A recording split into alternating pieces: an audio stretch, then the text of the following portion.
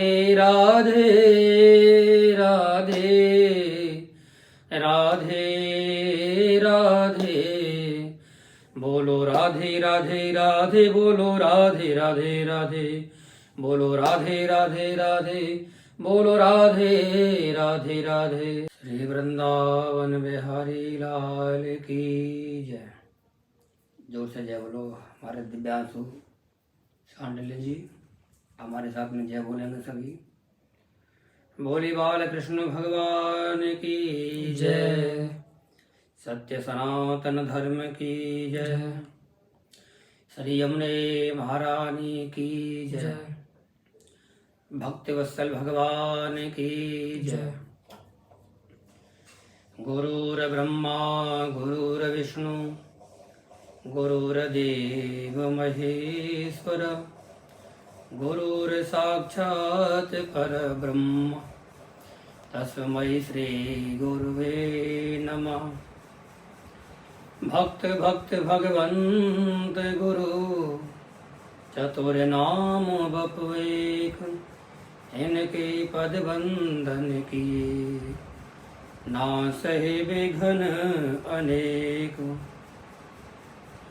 मेरी भव बाधा हरो श्री राधा नागर सोय जातन की झाई करे श्याम हरित द्वत होय। सच्चिदानंद रूपाय विश्वोत्पत्त्यादि हेतवे तापत्रय विनाशाय श्री कृष्णाय वयं नुमः।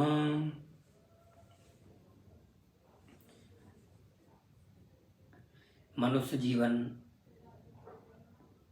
बड़े ही सौभाग्यों से हमें प्राप्त होता है। 84 लाख योनि भोगने के पश्चात में जब यह जीवात्मा इसके ऊपर ठाकुर जी की कृपा होती है तब एक बार कहीं जाकर के कितने पुण्यों के द्वारा हमें मनुष्य जीवन मिलने का अवसर प्राप्त होता है। क्योंकि आज के वातावरण में हमने देखा है कि गृह कारज नाना जंजाला। आजकल लोगों पर इतना काम हो गया है, इतना कार्यभार संभालने में व्यस्त हो गए हैं कि लोगों पर भगवत चर्चा सुनने के लिए समय ही नहीं निकल पाता है। पहले लोगों पर इतना काम गृह कार्य नहीं होता था, किसान होते थे, किंतु आज के समय में हर प्राणी के जीवन में इतनी भागम भाग, इतनी भाग दौड़ मच हुई है, ना तो हम मंदिर में जा पाते हैं, ना ही हम अपने घर में अपने बच्चों को कोई भी संस्कार दे पाते हैं। इस प्रकार से बच्चों में यदि हमारे में संस्कार नहीं मिलेगा तो बच्चे फिर अपने माता पिता का सम्मान कैसे करेंगे, घर के वातावरण को स्वच्छ कैसे करेंगे। अपितु कहने का तात्पर्य है कि सबसे पहले हम अपने घर को संभालें, अपने गृहस्थ जीवन को संभालें। गृहस्थ जीवन में भी हमारे में यज्ञ जप तप होम का फल मिल जाता है। कैसे? कुछ नियम ऐसा करना होता है। एक मत यह है कि गृहस्थ घर में रह करके हम ऐसे 5 यज्ञ अनुष्ठान कर सकते हैं जो कि हमारे पितरों को मिल जाए, हमारे देवताओं को मिल जाए, और जो हमारे कुल देवता हैं सभी देवताओं को मिलना चाहिए, जिनके नाम से भी कुछ निकालें, ग्रास निकालें या भोग लगाएं। गृहस्थ जीवन में 5 स्थल 5 जगह ऐसी होती हैं कि जहाँ पर प्रतिदिन ना चाहने पर भी हिंसा हो जाती है, जीव हत्या हो जाती है। जैसे कि प्रथम में हम चूल्हा जलाते हैं, चूल्हा के अंदर लकड़ी में कीड़े होते हैं और जब अग्नि जलाते हैं तो छोटे छोटे कीड़े वगैरह उसमें जल जाते हैं। एक पाप ये होता है। दूसरा, जब हम पानी का बर्तन, मटका, घड़ा जिस स्थान पर रखते हैं, हमने अपने मूड पे से वजन उतार करके नीचे रखा तो कोई ना कोई चींटी, कोई कीड़ा मकोड़ा आके मर जाता है। दूसरी जीव हत्या वहां होती है। और तीसरी कि जब हम चक्की पीसते हैं, आज के समय में तो मशीन के द्वारा आटा पीसा जाता है, और पहले समय में माताएं कम से कम सुबह प्रातःकाल 4 बजे उठ करके हाथ के द्वारा चाकी से आटा पीसती थी। तो आटे में, गेहूं के अंदर भी कोई ना कोई कीटाणु रह जाता है, वहां भी जीव हत्या हो जाती है। और चौथी जीव हत्या वहां होती है कि जैसे हम प्रातःकाल उठ करके माताएं, हमारी बहनें घर में झाड़ू लगाती हैं, बुहारी लगाते समय, सोहनी लगाते समय कोई ना कोई चींटी मर जाती है, मक्खी मर जाती है। और 5वां पाप वहां हो जाता है कि जिस प्रकार से हम ओखली में धर करके अनाज को कूटते हैं ना, उसमें कोई ना कोई कीटाणु रह जाता है। तो ये 5 स्थान पर प्रतिदिन कहीं ना कहीं पाप हो जाते हैं हमसे। तो इनका प्रायश्चित करने के लिए हमें क्या करना चाहिए?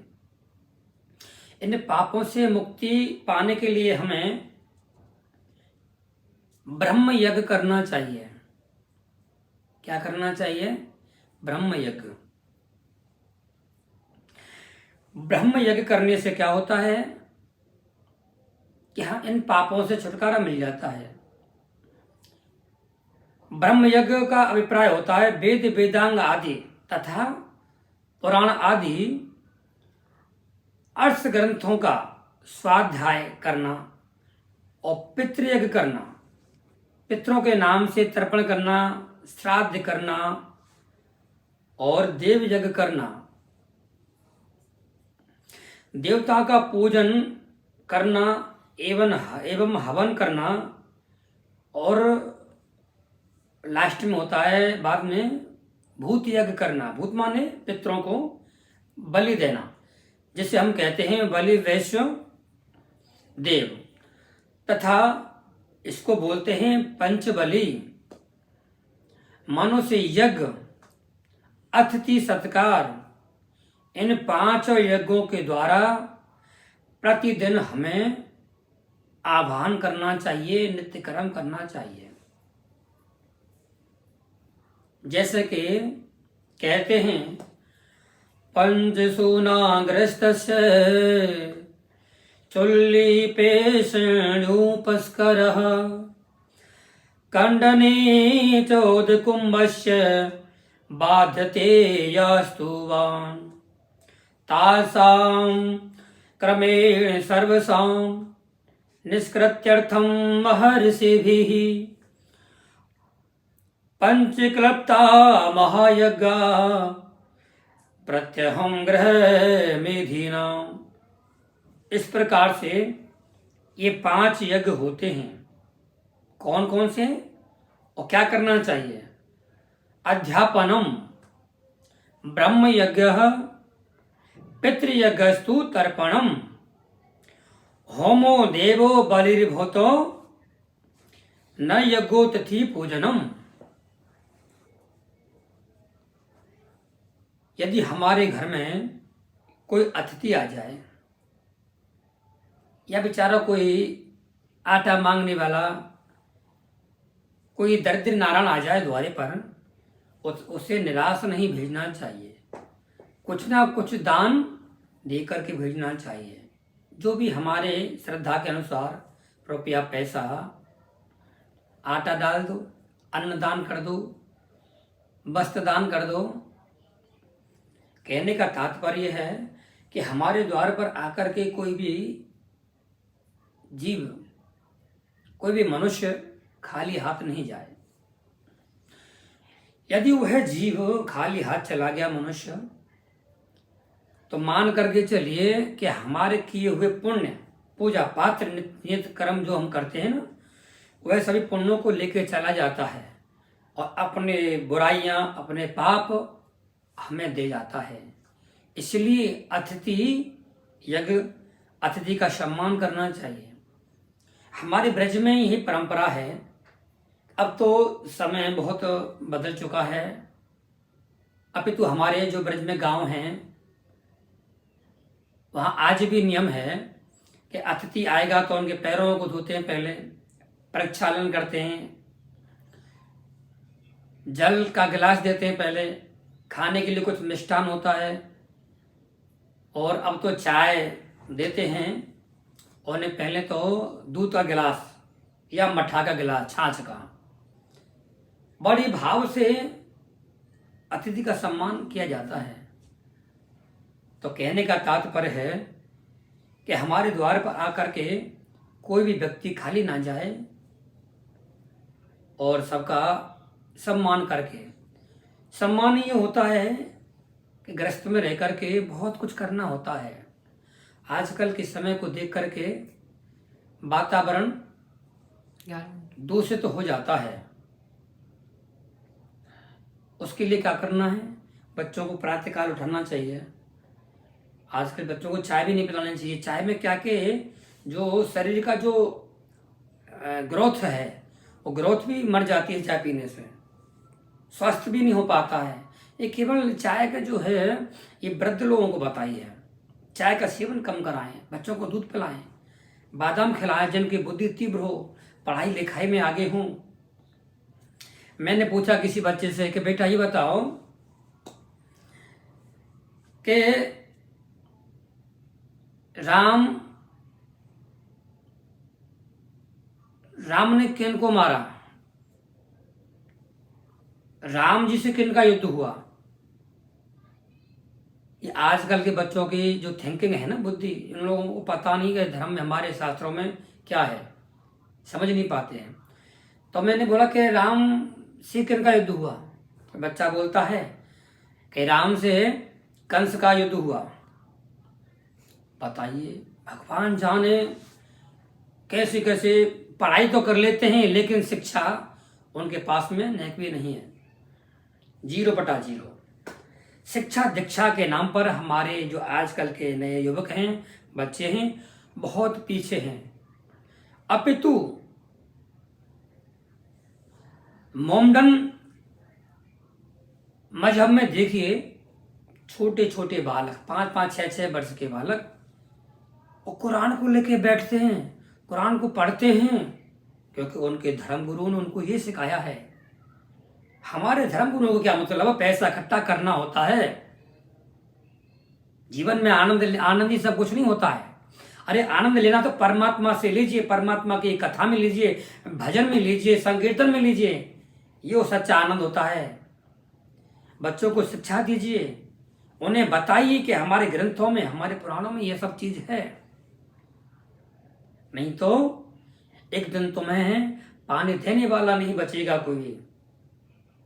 बच्चे बोलेंगे क्या पानी होता है, क्या होता है? ऐसा नहीं। बच्चों को बताइए, बेटा ये परंपरा होती है हमारे गृहस्थ जीवन में, हमारे धर्म संस्कृति में ये है। तो कहने का तात्पर्य है, आप लोग स्वस्थ रहिए, मस्त रहिए और व्यस्त रहिए। जय श्री कृष्ण। राधे राधे। राधे राधे राधे राधे, हे राधे राधे राधे राधे, बोलो राधे राधे राधे, बोलो राधे राधे राधे, बोलो राधे राधे राधे, बोलो राधे राधे राधे।